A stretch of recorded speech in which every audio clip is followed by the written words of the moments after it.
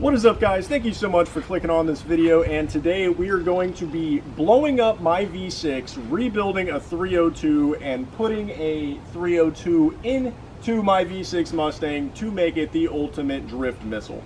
This video is very long, but it is very detailed. It shows all the problems and small things I had to endure to fully 302 swap this, but throughout the video it does get very sporadic because there were so many things happening, and a little side quest that doesn't involve me at all, but for some reason there is now a Mach 1 sitting next to me, which you will figure out at the very end of the video why that is that. And real quick before the video starts, I have a little cheat sheet of everything I had to do and stuff that you're going to need to do to 302 swap your V6 Mustang as well. So I'm going to put it all at the beginning of the video just in case you don't feel like watching this very long video. First things first, fuel pump wires. The Holley has a fuel pump relay. I had to run the power wire straight to the fuel pump, didn't go to the stock harness, completely avoided all the different modules in the way, and then I had to run a standalone ground off the fuel pump relay as well. The 302 starter does not have a solenoid on it like the V6 starter does, so you have to run an external starter solenoid. You also have an ignition coil. Since it has a distributor, I went with the factory stuff. I didn't want to do a CDI box or anything right now, so you have to run a dedicated relay for the ignition coil, and you need an ignition coil. Distributor timing. I ran into this issue for quite a few days. My distributor was 180 degrees off, even though it was at top dead center. I swore it was in the compression stroke, but it was popping and banging, and I couldn't get it to start again. So make sure if it is popping and banging out of the intake and exhaust, take that distributor out, flip it 180 degrees, and see if it runs any better. The EGR system, make sure the EGR ports are blocked off. Almost 2 weeks straight, I was dealing with inconsistent map pressures because the EGR port on the throttle body was not blocked off. You also have two EGR ports in the back of the head, the thermactor or whatever. Make sure those are blocked, or else it's going to sound like you have a header leak even though everything is fine. I tried to use the internal map sensor, but I had to run a long hose and it wasn't very consistent either after I fixed the EGR issue. So I went ahead and ran an external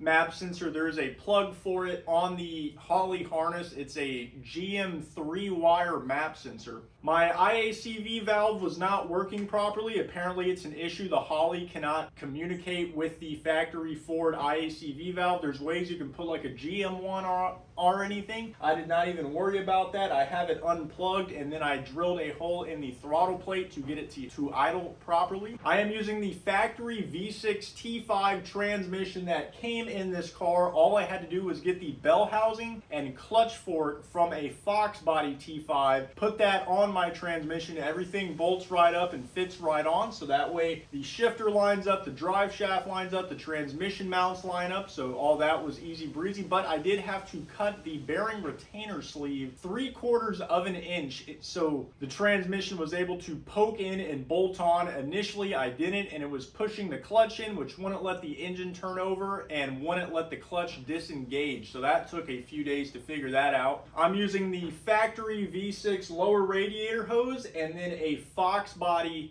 302 upper radiator hose. And lastly, this build took me right at a month, technically a little over a month, but it would have been cut way shorter. If I knew all these issues starting, I would have been able to get this thing running and driving within 2.5, 3 weeks maybe, if I wasn't dealing with all the BS that you now know at the beginning of the video. Now let's rebuild the 302 and blow the V6 up. Because all the gaskets on the generator.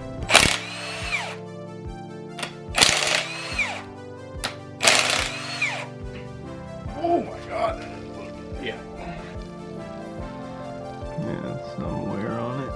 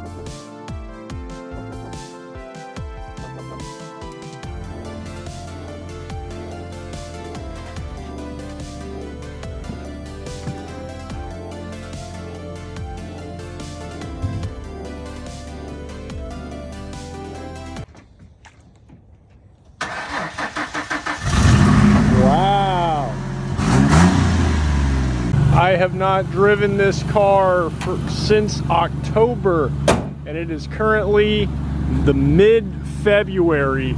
So I'm going to finally be putting it under the knife after all this time of sitting. But first, I have my draggy. So I want to get a baseline with the draggy to see what this car makes. Since it messed up at the last drift event, you can see that the tires are completely bald. So these are the brand new tires I got put on for that drift event. So we're gonna go ahead and throw those on so when we do this draggy, we're not losing traction and messing up. I don't think there's any pressure in there. We tried to test it and it got to 210. Yeah, look, there's no pressure in there. I don't think we had any coolant because it was getting warm. So we turned around to do a full test. I don't know when that coolant leaked out, but it definitely did. Unless, is it spraying out of this something? Somehow, as we're filling it up, we're leaking. Nah, there's a big hole somewhere, dude. What happened, bruh?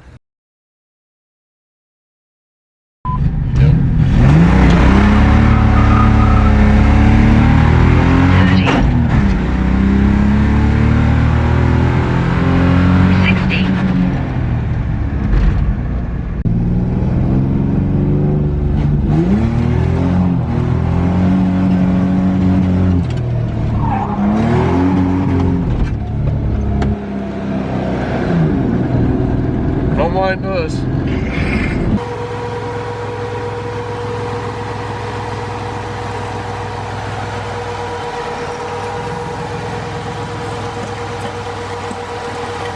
Oh, that smells amazing.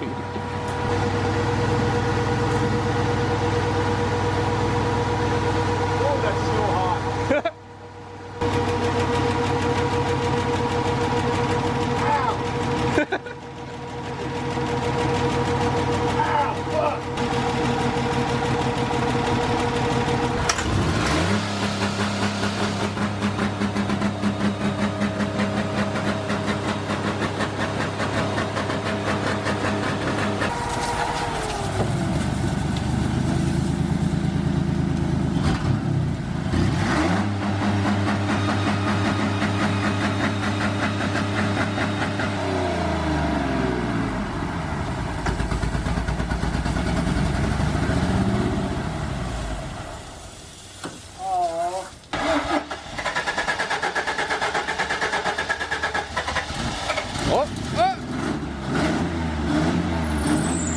Water's choking it, so we got some brake cleaner.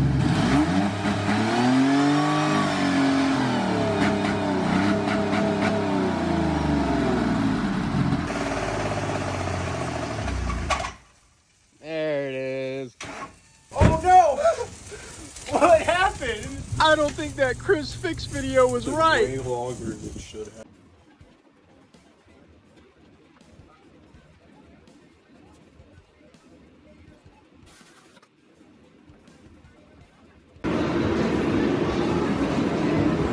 Oh.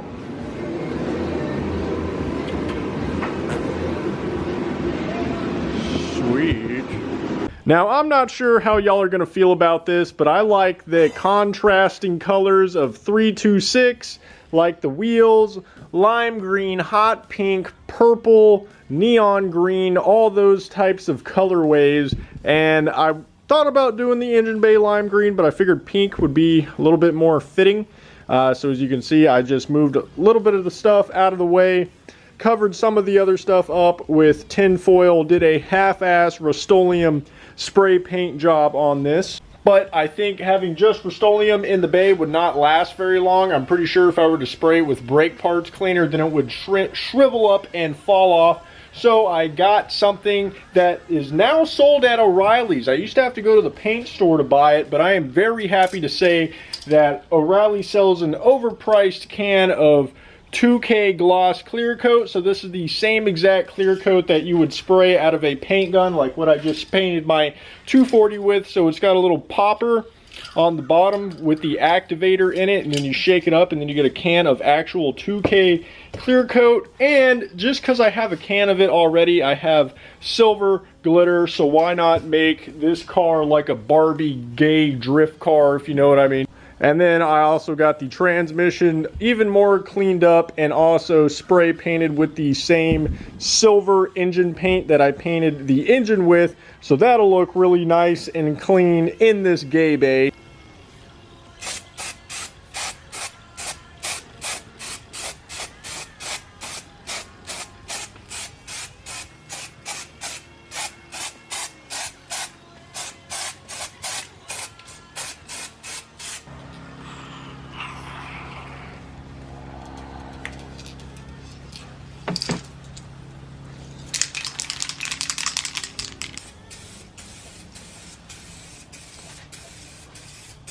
Just got everything put back together now. Put a really bad coat of black paint, I did not prep that whatsoever, on that little front core support.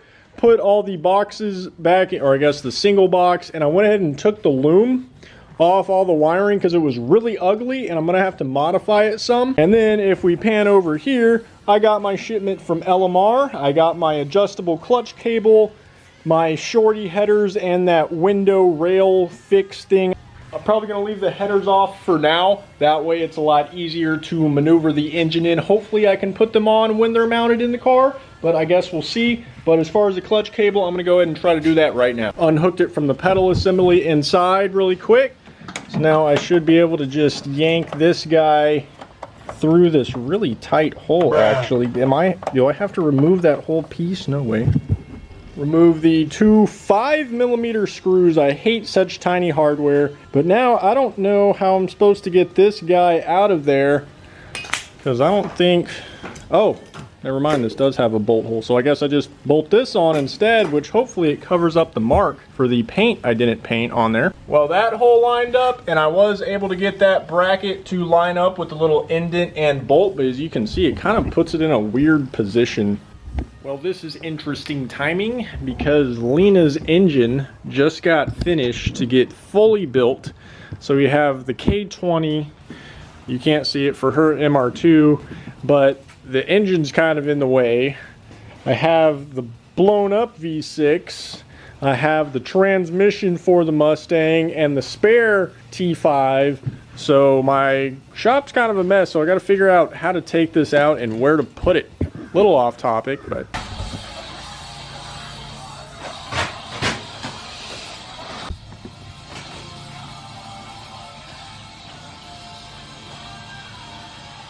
it is the next day now, and I was just informed that I might be able to use 1994 F250 with the 351 5.8 engine motor mounts that might bolt right in. So we're waiting for O'Reilly's to get them in stock, so we're very bored, and we're gonna see if the airbag works. We have the airbag sitting over there with a empty bucket and a Milwaukee. Hold on, let me get, so let's see if the airbag works.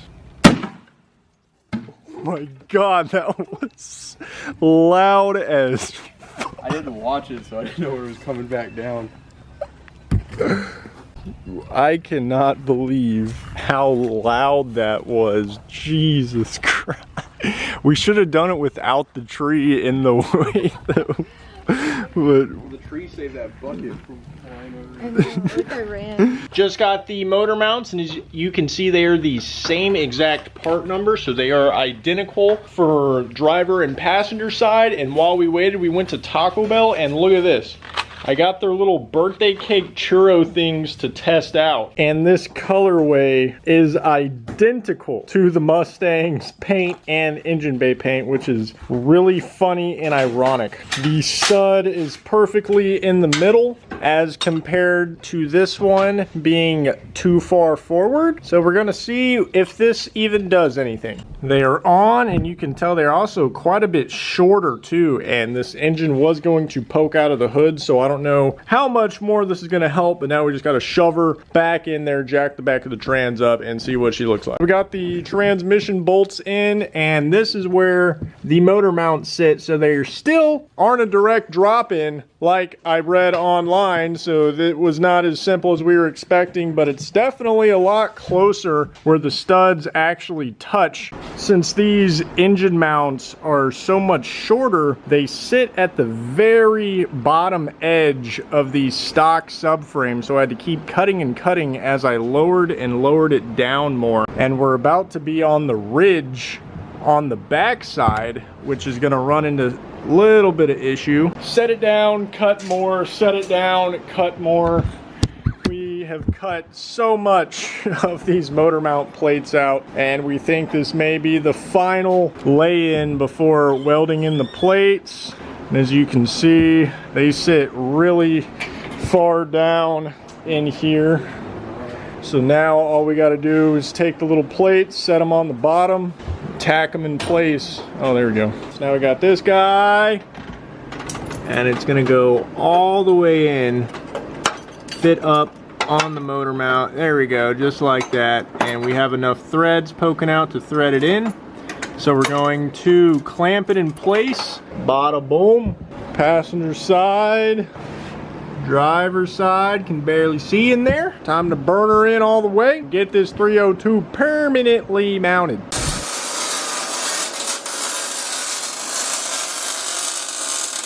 Now to make it look like an actual 302, the most iconic part. And we got a gosh darn 302 in this puppy. And it's looking like the hood's gonna fit. That is level.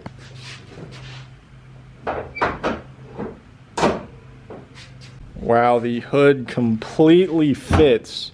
V6 hood. So it doesn't look that unassuming. If you really know what you're looking at, the GT hood has like the little scoop. I think that's kind of the opposite with the scoop. But the fact that the V6 hood fits and we have a full ass 302 under there with quite a bit of space.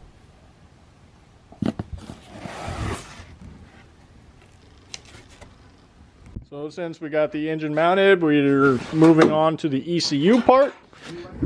I got the airbag stuff removed for that, and then getting this ECU out. Jesus Christ, getting this ECU out was not easy at all. They shove it up under here and have a bunch of ridiculously small hardware. So now we're going to de-loom it all the way in, remove all the ECU wiring, clear up some space. That's where the harness goes into the firewall, so everything related to the ECU is getting removed. You digging in me.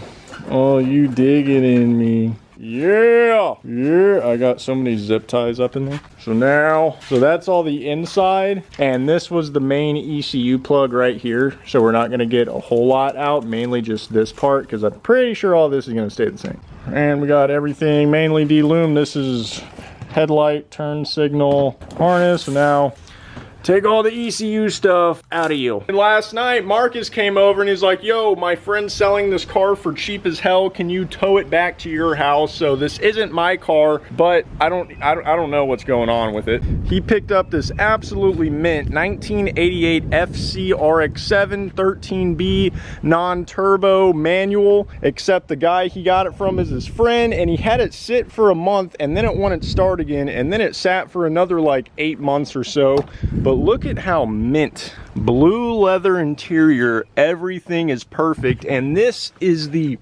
shortest, stiffest short throw shifter. Like, that's first and that's fifth, so there's like no delay in that whatsoever. So he's having it at my house. I don't think Marcus knows a single thing about cars, and I don't know a single thing about RX-7s, so I've had it on the charger for a little bit, so I don't know what I'm gonna do to it.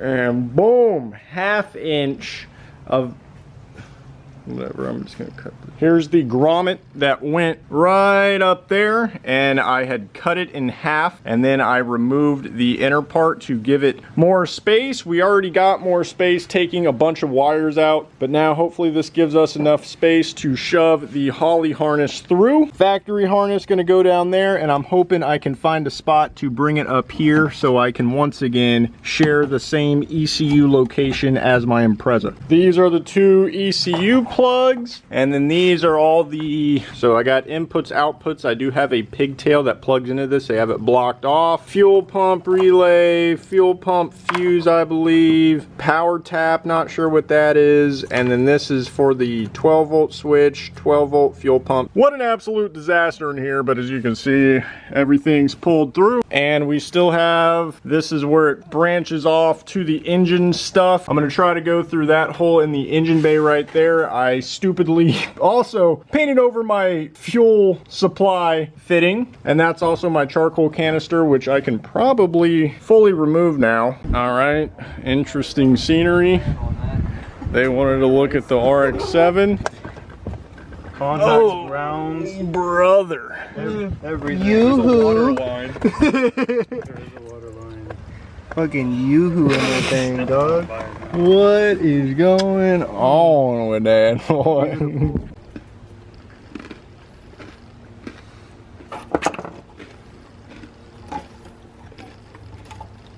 Will this car ever leave my driveway?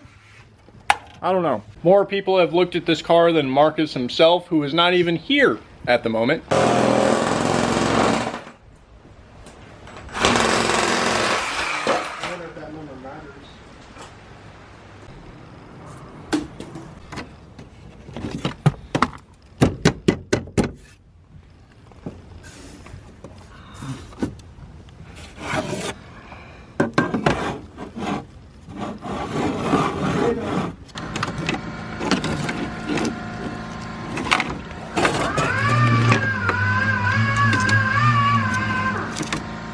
Ain't no fucking way, brother.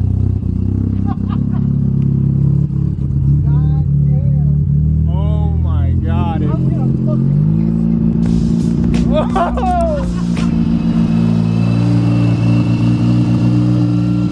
This unprecedented. I'm not telling Brandon.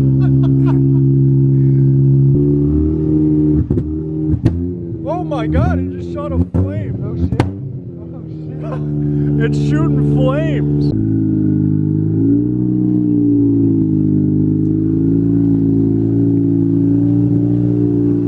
God damn, boy. My hands are all chewed up. Look at all that water dripping. Sam washing the RX-7. Mark is doing the wrap. I got all the wiring tucked up back where it needs to go. Holley harness dangling down. Factory harness I reloomed. Put the grommet in. Tied everything up real nice. Terminator got the two ECU plugs. And then this is where the power wire goes right here. This is an internal MAF for the ECU. But all we got to do is route this straight to the battery. And luckily enough, I can fit my arm all the way in there. All the way across to the back of that. So I think I'm going to route the power wire down there through the firewall along the same side as the battery so we can go straight to the battery, because that is what the ECU needs. And since I don't have the ECU hooked up, all these lights are going to be on, so I removed all of them so we can see all these lights have nothing behind them now, because it have all the check engine lights. That theft light especially is going to be flashing. So now they're all removed. I left the battery one, you can barely see in, just in case. I started running the wires where I need them to go. The wires specifically right here. I put it to the factory ECU ground, used the same bolt, and literally did it right there. If it's good enough for OEM, it's good enough for this. I also ran the 12 volt switch power wire across here to get to the ignition box. Hopefully the anti-theft isn't a problem. Lastly is the fuel pump positive wire. They said you can't run this directly to the fuel pump if it's more than 15 amps. I have no idea what mine is, but I have to replace it anyways because I have a V6 fuel pump, which is not going to be enough for this 302. Now, we have access to the fuel pump. Look at that.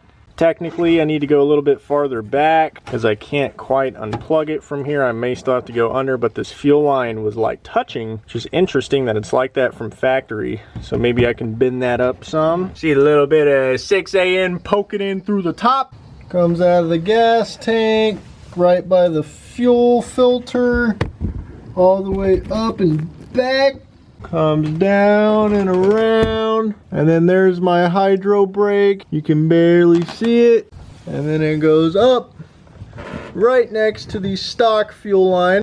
And then I have plenty left over. I'm scared to cut it yet because I'm not sure where this will need to actually go. And now I'll probably just add a 90 to the end of this once I take the fuel top hat off, and then I'll just be able to pull it out. So another reason I needed to cut it is because that's gonna be just like that, poking out the top. And I figured I'd go to the alternator since this was kind of confusing. Turns out the stock V6 plug actually plugged right into this brand new Foxbody alternator. So this white wire and this white wire tie together, and then these two also tie together, and they will go to the main large power wire that goes to the alternator, and then these two guys will just butt right back up with the factory harness. So I am going to need to extend this wire and both of these wires. Just about to put the loom over it, but you see I cut all three wires right here and I extended this. I wanted to still make this serviceable, so this has the plug on it. This, I'm probably not going to permanently mount these two white ones, but the best thing for that is I have two lugs, and I'm just going to put a bolt through it and have the main power connection go just like that.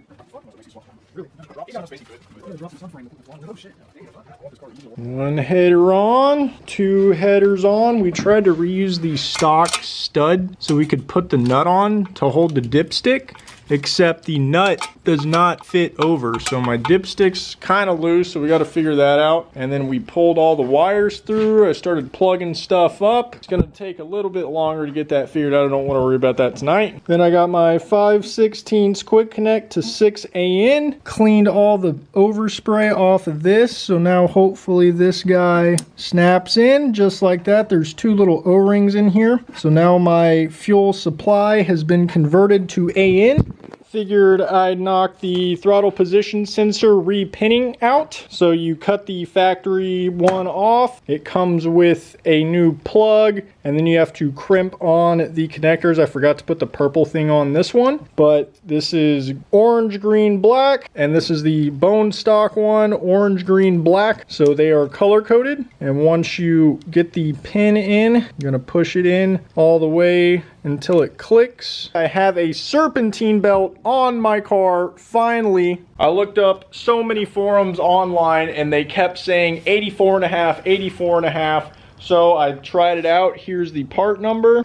KO60845, a Gates belt. It went right on perfectly. I just got the starter solenoid wired up. This is the factory wire that goes to the power on the starter. And then I had to lengthen it all the way to the starter on the other side of the solenoid with the speaker gauge wire. And then this is the pink and white wire that would go to the signal. But as you can see, I cut it and added more wire that actually goes into the car to the ignition switch, where I wired the pink and white wire on the ignition switch to the S terminal, so that way when I turn the key, it contacts the solenoid, which then gives battery power to the starter. So if we come to the inside of the car right here, it's really hard to record. Here's the ignition switch, and this pink and white wire off of the ignition switch is the wire that gets power only when the key is fully turned. So only when the key is fully turned, when you're trying to start it, this wire gets powered. And I extended it and I went through the driver's side fender well where the factory bulkhead is, and that goes directly to the starter solenoid.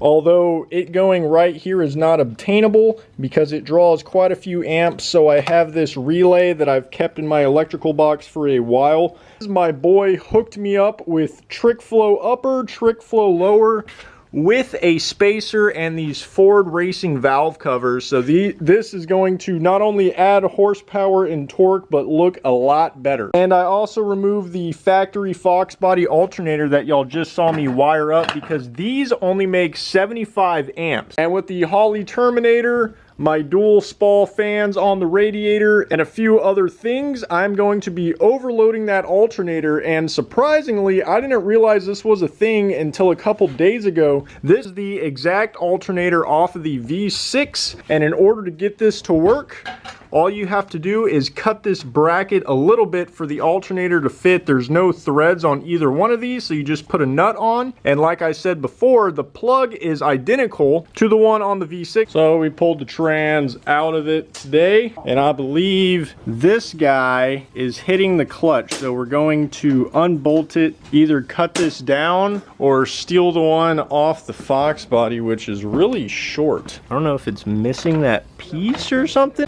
because you see with the clutch fully engaged, we have a little lip there. But we have a line marked where we're going to snip some of this length off, since that one is slightly longer than where the Foxbody one needs to be. So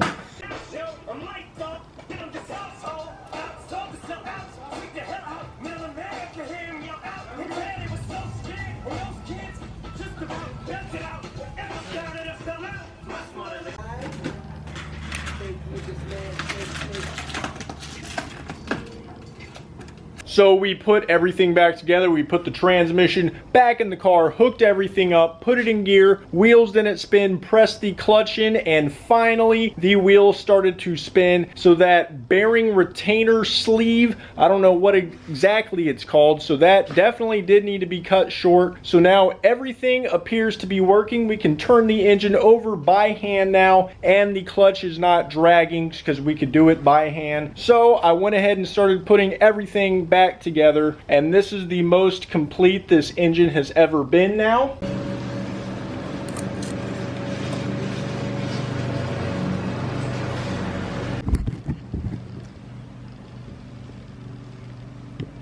I went ahead and pulled the fuel pump assembly out. This guy is very strange, and I had to cut this little black line, which goes to like an exterior filter sock, despite this having a filter sock. But here's the Walbro 255. I'm just gonna leave that little strainer out. I just popped it out real quick so it is still open, and send it. So now this guy fits in just like that. I just got done drilling a hole right here to add the return. This area is raised, so it's gonna just be dumping the return fuel right on top of this hat like that. This is the finished product. I got the supply line right where it's supposed to be, and I have the return line that pokes up quite a bit, but I have a fuel return. Went ahead and finished the last two fuel lines. So this is the return to the fuel pressure regulator. So I have that right here with the 180 underneath the intake manifold right there. And then I have my 5/16 to 6AN quick connect adapter to a 90.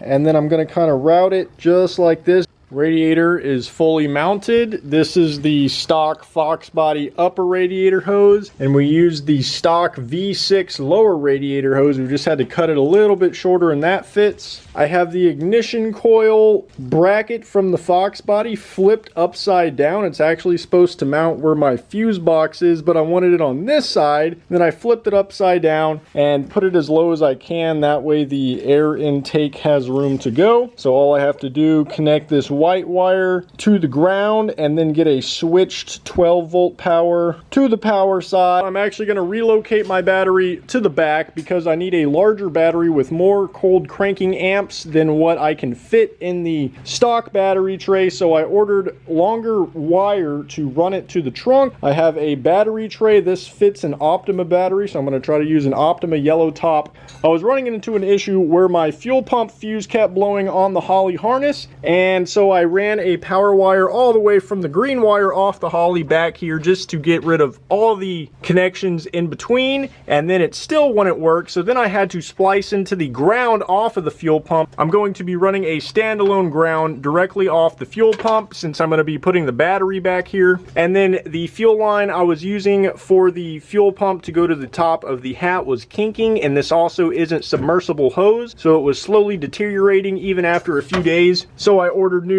fuel pump submersible lines to do that. And then I was going to see if I could use my factory V6 coolant overflow, but it does not fit anywhere. So I picked up this random universal-ish coolant overflow, which will fit perfectly where the battery's at. It's got the hose end right there. Then I finally wired up the starter relay right there, and I need to add a relay for the ignition coil. This wire gets power with key on and during crank, so it has quite a bit of voltage going through it. So I ordered thicker power wire as well to run to the battery to go to the relay for that guy. And I finally got my AN fuel line adapters, except the reviews were correct with the O-rings in here. It does not fit, but with the O-rings out, it fits perfectly. So we're going to try to file this down a little bit to get this to work.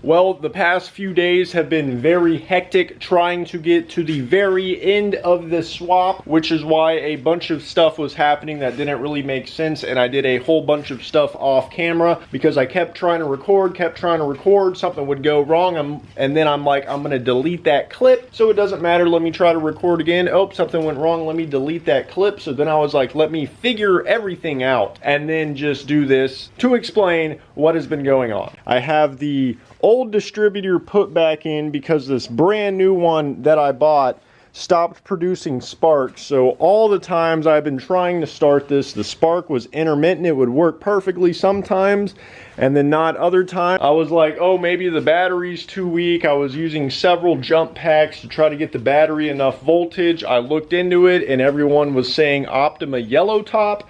So I spent $300 on this yellow top Optima battery, and I have it connected with a nut and bolt up front just like that. That way it's nice and solid, and then I have it routed.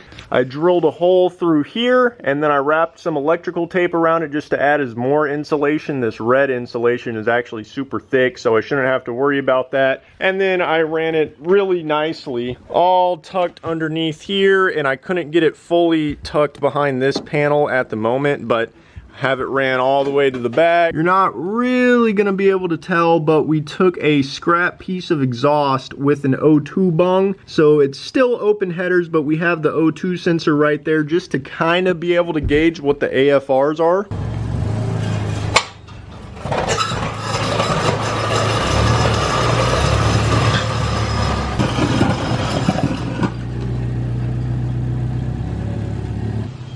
Hey!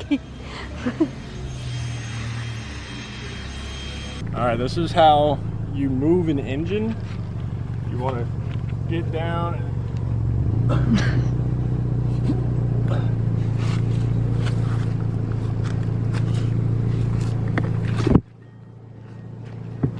no one wanted to pick up my V6 engine for some reason. I don't know why they wouldn't want this. So it is going with the rest of my redneck lawn ornaments in this pile. So we are going to pull Lena's MR2 back into the garage to start her swap that I'm gonna be making an excessively long swap video on also, just like this one, when we K20 swap her MR2. And this thing has been sitting for a couple months in this spot also, so we're gonna see if we can get it started with the Baja Blast. Will it start?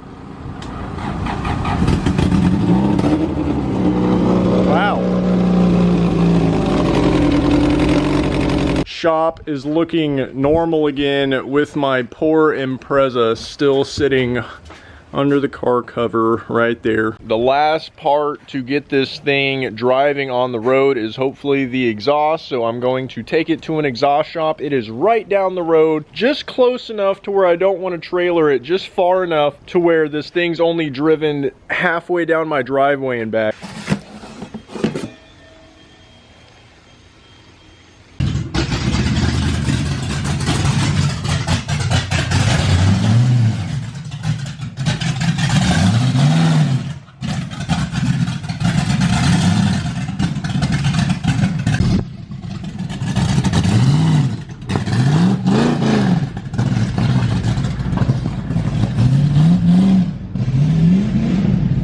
This is bad, bro. You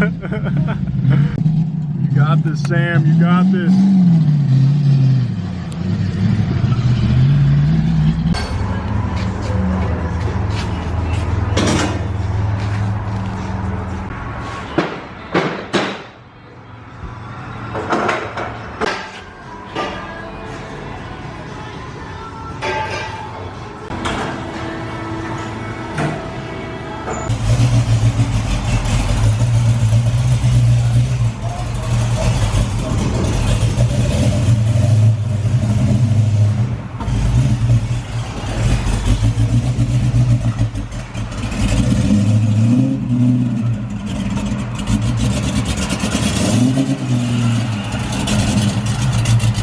Unfortunately, we couldn't get the exhaust tips exactly where I wanted them. They stick out a little bit more because of that bar in the way and then the gas tank, so we couldn't shove it in there enough. So this is pretty ignorant. Oh, you motherfucker.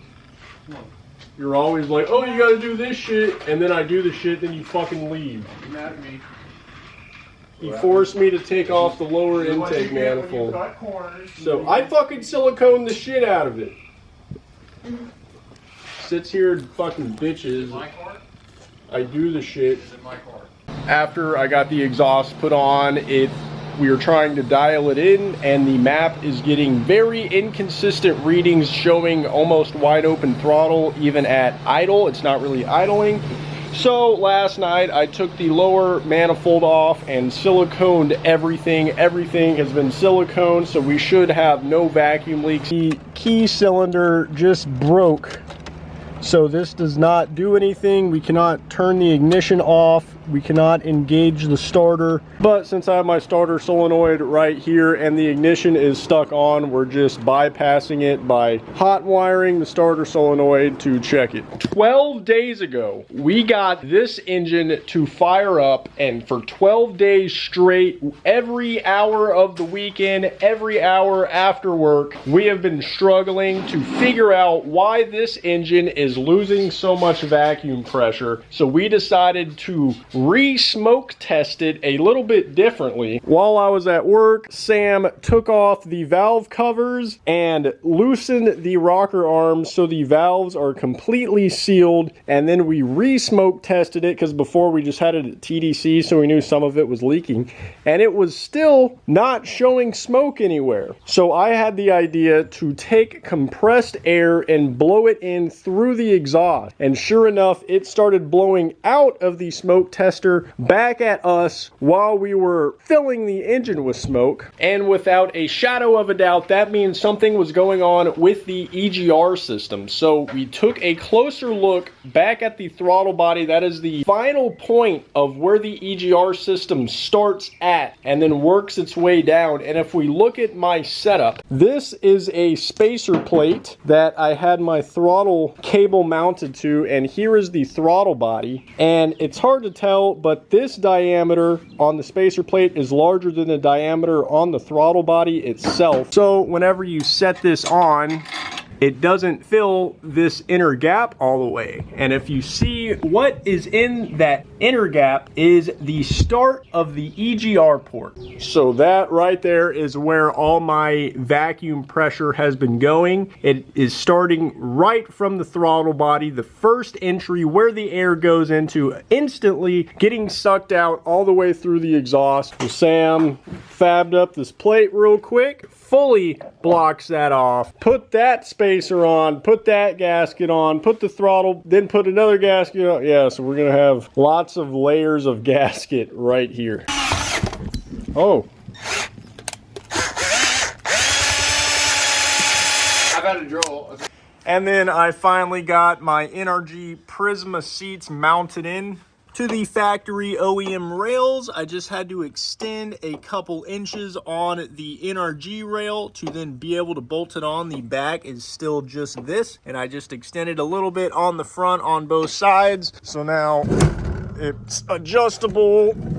Kind of hard to do one-handed. Got the sparkly back of them. I was also having some trouble with the internal map sensor, so I got this 3-wire map sensor and just routed it like that since there was already a plug for it. So this one works essentially as the internal. There's nothing else that needs to be plugged in here, so I just have it plugged in with a quick little vacuum port. This fuel pressure regulator ended up not working because it is after the rail, so I was trying to regulate the fuel after it got out of the fuel rail, so this was maxing out at 70 psi, completely loosened, and that is not how a fuel pressure regulator is supposed to work. So I got this overly expensive SVE factory replacement fuel pressure regulator, and this worked perfectly, except there was no 1/8" NPT port for the fuel pressure sensor to go off of, since this one had it right on the front. This one did not. I think the BBK one actually has one on there. I wish I would have known that before buying this one. So in order to put the fuel pressure sensor somewhere, I had to cut the little back hose that ties the two fuel rails together, put a barb to 1/8" NPT. So this is where I have my fuel pressure sensor now. And in a few clips, you're gonna see this monstrosity. So to bypass the factory fuel pressure regulator, I cut this in half, took the plunger out, welded this shut and everything else shut. So this is essentially just a bypass, so the fuel goes in here and right out. So this does nothing, and it kept leaking, so I had to add more and more weld to get it to seal. So I removed this, replaced it with that, and removed that. So I had cut and drilled this in right there, so that looks kind of ugly now. But now my fuel pressure stays right at 44, which is where it's supposed to be at.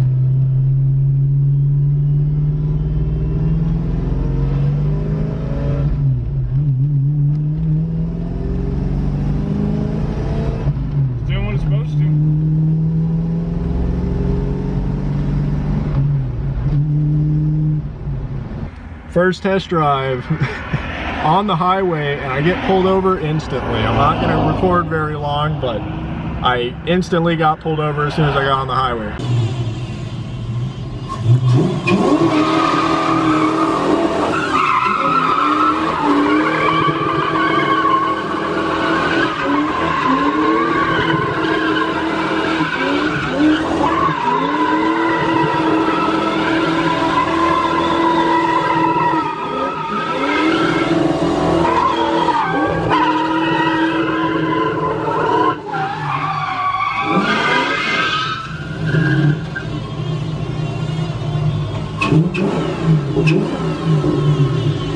Hell yeah.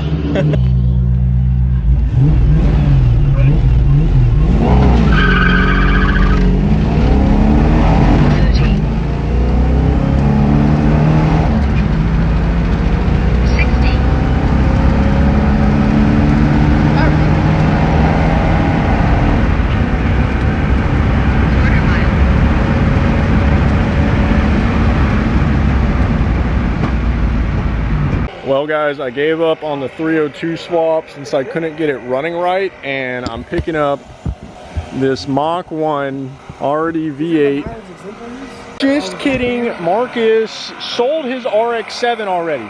He already sold his RX-7, so you saw him buy it this video, and he already sold it with major profit. So now Marcus is taking the easy route and buying a already V8 Mustang so he doesn't have to V8 swap it and deal with this whole ordeal. This thing has been sitting there for so long. I am becoming a Mustang family now, unfortunately. Not something I planned on, but it's something that's happened. Damn, it's that dead.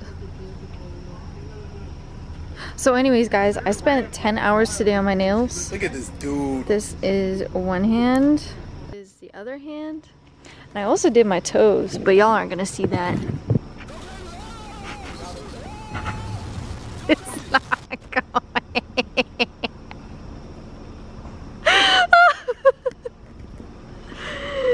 Oh, it's so good. I'm trying again. It's crazy. I can only zoom in so much. Turn it around. Battery's too dead. Can't even jump start it. And we're scraping the bumper just like mine is, except this is stock height. It's not going very well. Where's your jumper cable? I don't know how they did it, but they did it. I just had to touch it a little bit. All right, he's going on one last drive before he gives it to us, even though we live 15 minutes away and are gonna make it run better. Oh, tail light out. We got the air traffic controller.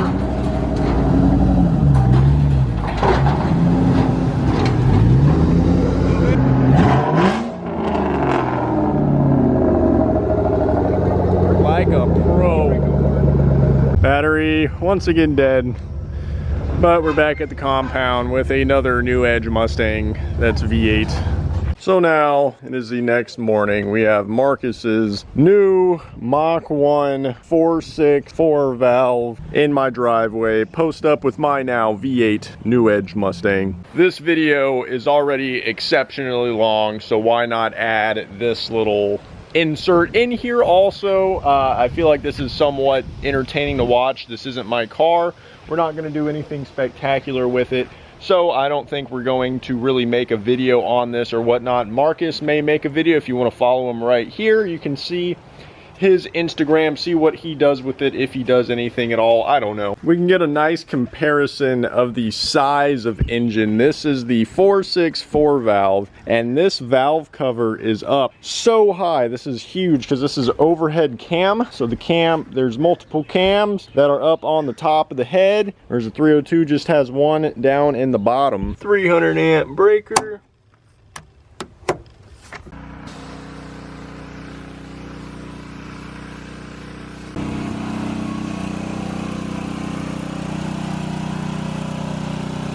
And just like that, guys, hopefully this excessively long video with a lot of random filler content that just so happened to happen at the same exact time of me doing this 302 swap showed you everything you need to know to hopefully 302 swap your V6 New Edge Mustang or New Edge Mustang with a Holley Terminator X. I went through almost 2 weeks straight of trying to figure out issues from the first crank to it being fully mounted in fully driving and doing that donut. I don't know how much of these clips are going to make sense with how sporadic everything was going on with, but other than that, guys, hopefully you enjoyed this video. Stay tuned. I will be taking this to a few drift events to test out how good it was. Thank you so much for watching. Follow my Instagram, YouTube, TikTok, Facebook, everything under that username right there, and motherfucking